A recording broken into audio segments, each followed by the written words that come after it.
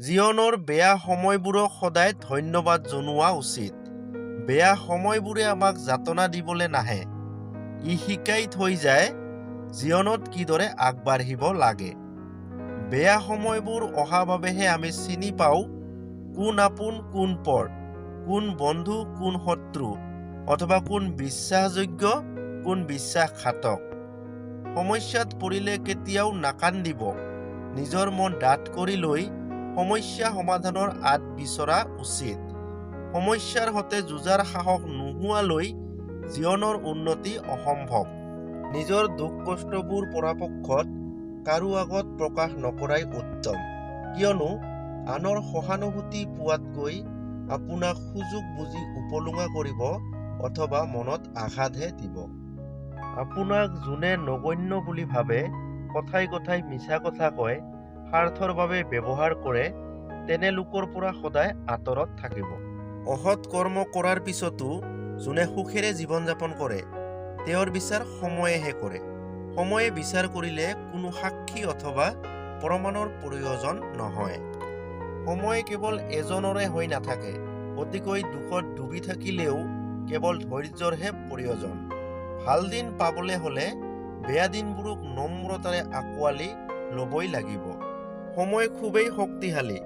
ই সকলো সলনি কৰিব পাৰে, ব্যক্তিয়েই হওক অথবা সম্পৰ্ক।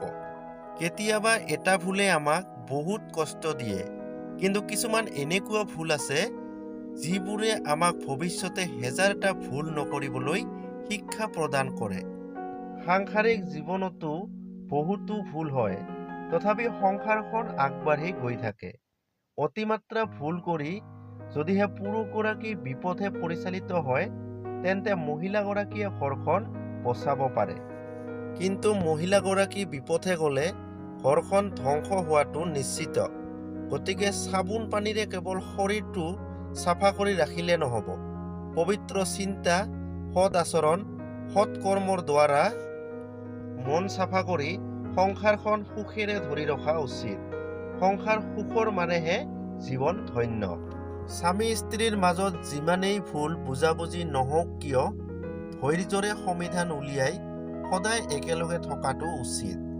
কাৰণ যৌৱন অথবা ডেকা বয়সত যিমানেই বন্ধু নাথাকক কিয়, যিমানেই টকা নঘটক কিয়, যিমানেই ডাঙৰ ব্যক্তি নহওক কিয়, কিন্তু বৃদ্ধ বয়সত বুজিব পাৰি যে স্বামী স্ত্ৰীহে পৰস্পৰ প্ৰকৃত সংগী।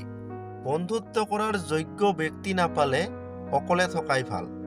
অযোগ্য ব্যক্তিৰ সৈতে বন্ধুত্বই বিপদ নতুবা সমস্যাৰহে সৃষ্টি কৰে। ভালে থকাটো সিমান কঠিন নহয়, কিন্তু সমস্যাৰ মাজেৰে গৈ ভালে থকাটো খুবেই কঠিন। জীৱনত কাৰোবাক আপোন কৰিব পৰাটো ডাঙৰ কথা নহয়, কিন্তু তেওঁক জীৱনৰ অন্তিম উশাহ লৈ কাষত পোৱাটোহে ডাঙৰ কথা।